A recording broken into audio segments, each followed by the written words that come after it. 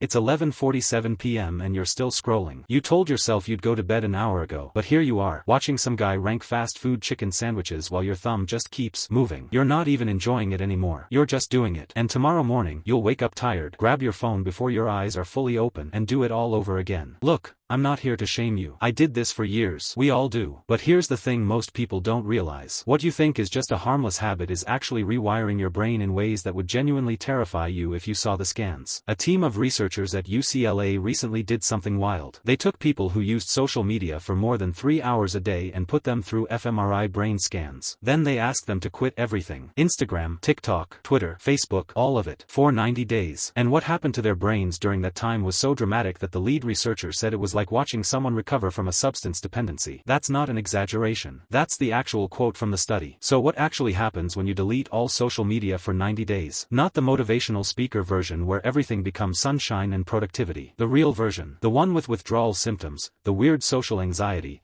and the parts nobody talks about because they're too uncomfortable. Let me walk you through it, day by day, because understanding this might be the most important thing you learn all year. Day 1 feels easy. You delete the apps, you feel this little rush of control, like you're taking your life back. You're energized. You tell your friends about it. Some of them think you're dramatic. Others are low-key jealous because they know they should do it too but won't. You're fine all morning. Maybe you grab your phone a few times out of habit, but you catch yourself. No big deal. Then around 2 p.m., something weird happens. You feel bored. Not normal bored. Uncomfortable bored. The kind where you don't know what to do with your hands. You want to check something, anything, but there's nothing to check. You refresh your email 4 times in 10 minutes even though you know nothing's there. This is the first sign of what neuroscientists call dopamine deficit. Here's what that actually means. Every time you got a notification, every time you saw a new post, every time someone liked your photo, your brain released a tiny hit of dopamine. The same chemical that makes drugs addictive. The same one that keeps people pulling slot machine levers. Your brain got used to those hits. It started expecting them. Multiple times per hour, every single day, for years. And now suddenly, they're gone. A study from the University of Chicago found that the average person checks their phone 96 times per day. That's once every 10 minutes during waking hours. Each check is a potential dopamine hit. That's 96 opportunities for your brain to get its fix. Gone. So your brain does what any brain would do when its drug supply gets cut off. It panics. By day 3, the panic gets real. This is where most people fail. You start rationalizing. Maybe I don't need to delete everything. Maybe just Instagram. Maybe I can keep it but only check once a day. Your brain is literally negotiating with you like an addict. You feel anxious. Studies show that 73% of people who quit social media experience some form of anxiety in the first week. It's called FOMO, but it's deeper than that. Your brain genuinely believes it's missing something important. Because for years, you've trained it to believe that what happens on those apps matters. Here's what's actually happening in your brain during week 1.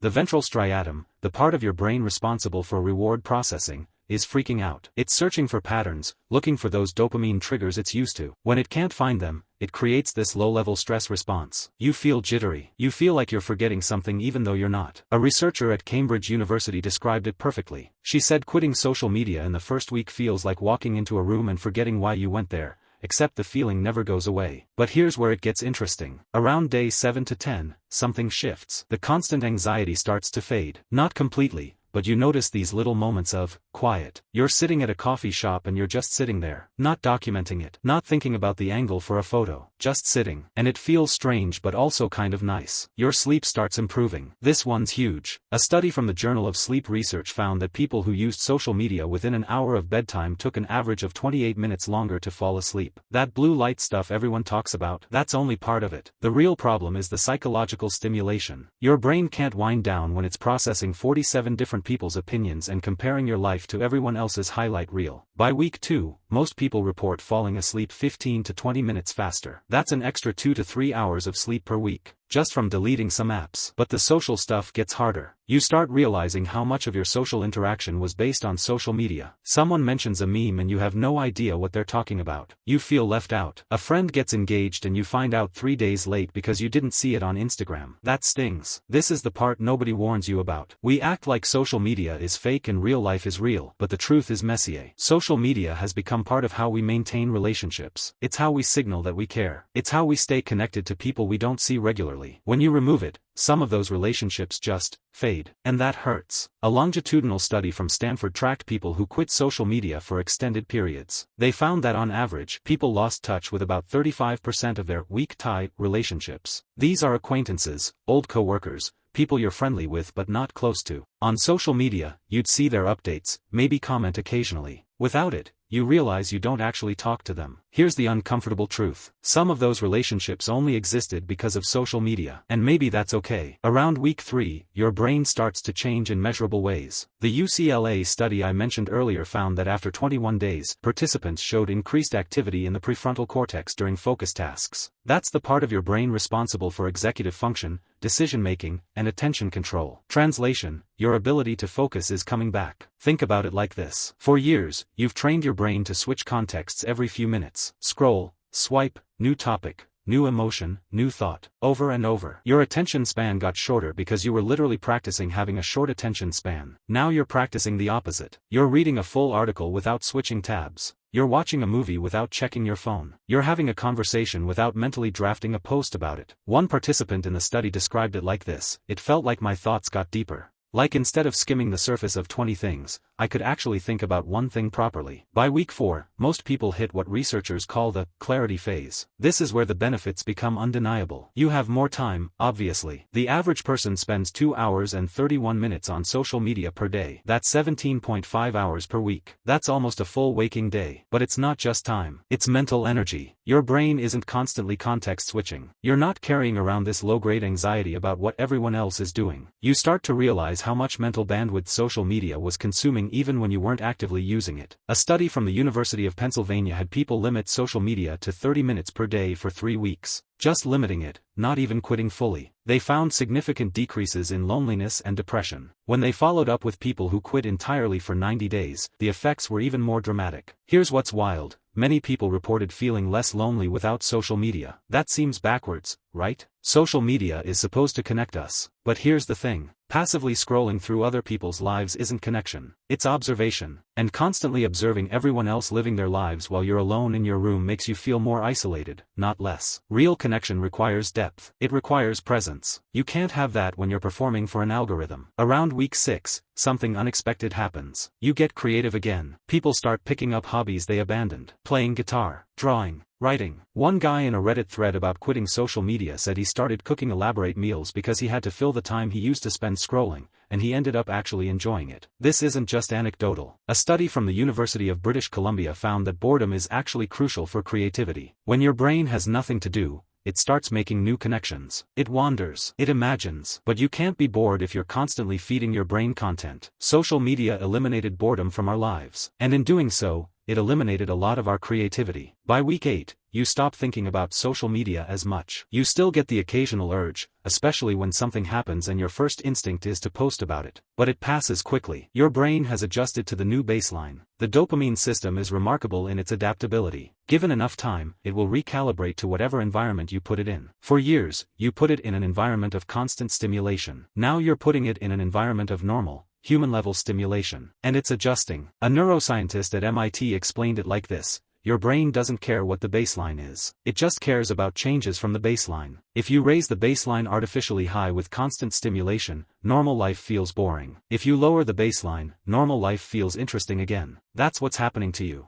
Normal life is becoming interesting again. You notice things you haven't noticed in years. The way sunlight comes through the trees. The actual taste of your food instead of just photographing it. Conversations where you're fully present instead of half thinking about what you'll say about it later online. This sounds cheesy. I know it does. But people consistently report this in studies and forums and personal accounts. There's a quality to experience that comes back when you're not constantly mediating it through a screen. Around week 10, you start running into practical problems. You miss events because you're not on the Facebook invite. Someone asks, "Did you see what I posted?" And you have to explain again that you're not on social media. Some people think you're being pretentious. Others think you're weird. A few think you're brave, but they could never do it themselves. The social pressure is real. We've built a society where not being on social media is seen as abnormal. You have to actively justify your absence. That's how deeply integrated it's become. But here's what you gain: time, Obviously. Mental clarity, better sleep, deeper relationships with the people you actually spend time with, reduced anxiety, less comparison, less FOMO, less of that creeping feeling that everyone else is living a better life than you. A comprehensive study published in the Journal of Social and Clinical Psychology found that limiting social media use to 30 minutes per day led to significant reductions in depression and loneliness over 3 weeks. The researchers noted that many participants chose to continue limiting their use after the study ended because the benefits were so clear. But again, these studies looked at limiting use. The people who quit entirely for 90 days reported even stronger effects. By day 90, you've essentially reset your brain's reward system. You're no longer dependent on external validation for dopamine. You're not constantly comparing yourself to curated versions of other people's lives. You're not wasting hours on content you don't even enjoy. You're just you. But here's the question nobody asks.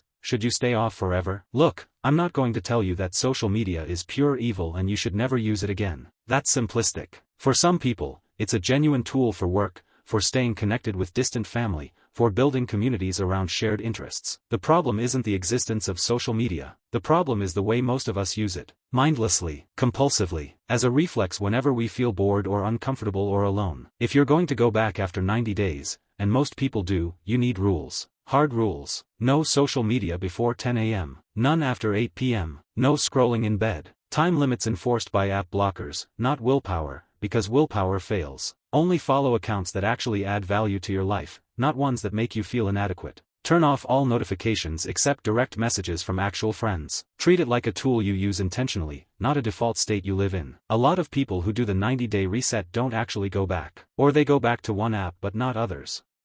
Or they check in once a week instead of once an hour. Because once you've experienced what life feels like without the constant noise, it's hard to go back to the chaos. There's a scene in The Matrix where Cypher is eating steak, knowing it's not real, and he says, "Ignorance is bliss." Once you've taken the red pill and seen how much social media was affecting you, you can't unsee it. You can choose to plug back in, but you'll always know what you're sacrificing. Here's what I want you to understand. Your brain is not broken. You're not weak for being addicted to social media. These apps were designed by some of the smartest engineers in the world with one goal: keep you scrolling. They studied psychology, neuroscience, behavioral patterns. They A/B tested every color, every notification sound, every bit of the interface to make it as addictive as possible. You're not fighting your own lack of discipline. You're fighting a billion-dollar industry that profits from your attention. But you can win. It just requires actually removing yourself from the battlefield for long enough that your brain can reset. 90 days is the magic number because that's roughly how long it takes for your dopamine system to recalibrate, for new neural pathways to form, for old habits to truly break. The first week is hell.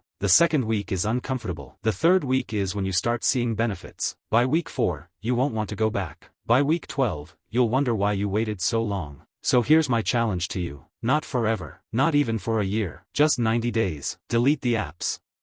All of them. Tell your friends so they don't think you died. Set up other ways to communicate. Text, phone calls, actual face-to-face hangouts. And watch what happens. Watch your sleep improve. Watch your anxiety decrease. Watch yourself become more present in your actual life instead of constantly living in your head thinking about how to present your life to others. You'll lose touch with some people. That's okay. The ones who matter will stay. You'll miss some memes. That's fine. They were never that funny anyway. You'll feel FOMO. It will pass. What you'll gain is yourself back. The version of you that can sit with their own thoughts. That can be bored without needing constant stimulation. That can experience something beautiful without immediately reaching for their phone to capture it. The version of you that's actually free. 90 days. That's all I'm asking. What's the worst that could happen? You realize you were happier with social media and you re-download everything? Fine. At least you'll know. But I'm betting you won't. I'm betting that once you see what life looks like on the other side, you won't want to go back. Xenotation spot your brain is waiting for you to let it heal. All you have to do is give it the chance.